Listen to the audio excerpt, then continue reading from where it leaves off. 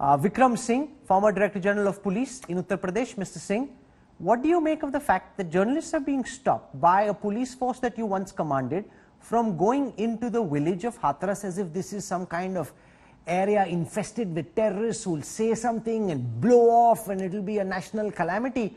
Why is your force, the force that you led with so much pride, doing this, and do you approve of it, Mr. Singh? Rahul, I find this totally unacceptable. I'm given to understand as the weak defense that they gave during the course of the interaction with Tanushree that there is pandemic in the area and they're doing it. If you're so confident of your homework, you should have passed orders under curfew orders under section 144 of the CRPC prohibiting the entry of each and every person. You did not do that. Imposition of selective 144 CRPC, allowing a neighboring village to have a congregation and allowing almost an unaghoshit curfew in this part of the village is just not acceptable. And also, the response of the police seems to be knee-jerk and whimsical and is not on the lines which would be acceptable in the rule of law. These would constitute an offence under 339, 340 wrongful restraint and wrongful confinement of the family. Seizing of the telephone would impinge upon the fundamental rights of the family. YD Articles 19 and No, one second. We've heard from the family that their phones have been snatched away. You know, now, three things could have happened, Mr. Malviya. One, Tanushree Pandey, a journalist's phone was tapped. We'd like to know why and how. Two, the telephone records of Sandeep were tapped. Why is the victim's family being treated like an accused? Why is their phone being tapped? Point number two. Point number three, they snatched Sandeep's phone. As Mr. Malviya says, many phones have recording devices. Tanushree says her phone doesn't, and that's available for investigation. But Sandeep's phone does. It's possible. In which case, why has his phone been taken away by the local authorities? Why are his calls then being leaked outside of the probe? Do you approve of this, Mr. Vikram Singh?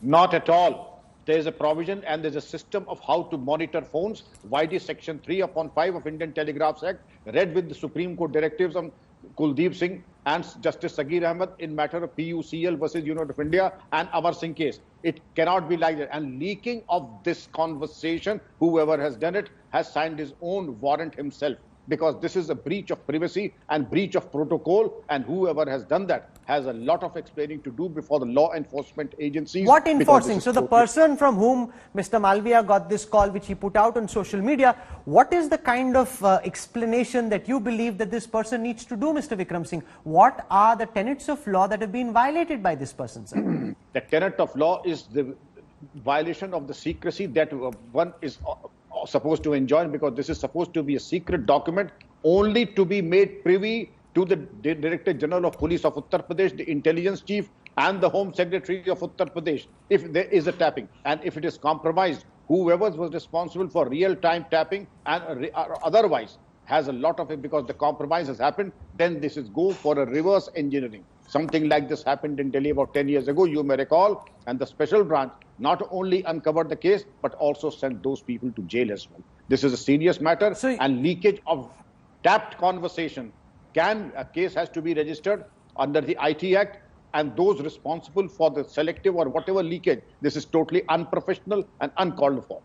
Unprofessional, uncalled for, unwarranted, illegal, coming from a highly respected former Director General of the Uttar Pradesh Police. Mr. Malviya would like to mull over that. Very calm, just keep no raising your voice, very, very calm, sticking to the facts.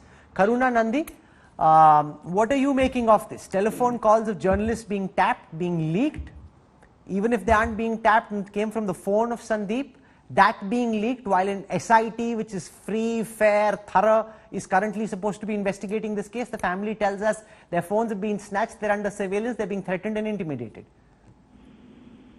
Let's look at the legal provisions that have been violated. In the People's Union of Civil Liberties versus the Union of India, the Supreme Court said the right to hold a telephone conversation in the privacy of one's own home or office without interference can certainly be claimed as the right to privacy, right? So let's be very clear that this is something that is squarely within that right. Now, that is a constitutional provision. Let's look at this more concretely. Either it's a private citizen that has hacked the phone and has stolen the information. So there's two violations here. One is the hacking. So under the IT Act, that is a violation. Secondly, it is also the theft of information.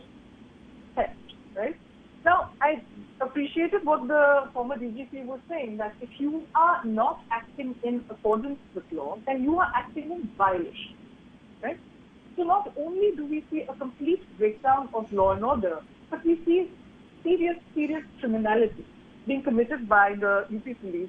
And let's be clear, it's not just in this case, because we have seen assault on Dalit women in, a few years ago in Lakhimpur Kheri, in the Kuldeep Singh case, where the father of the Dalit girl was killed in police custody, and Kuldeep Singh, who was a former MLA of the BJP, of the ruling party, was convicted finally. But after huge media scrutiny, after huge media outrage, you have the Balrampur incident where exactly the same thing happened. The destruction of evidence contrary to Section 201 of the IPC, they burnt the body in the middle of the night.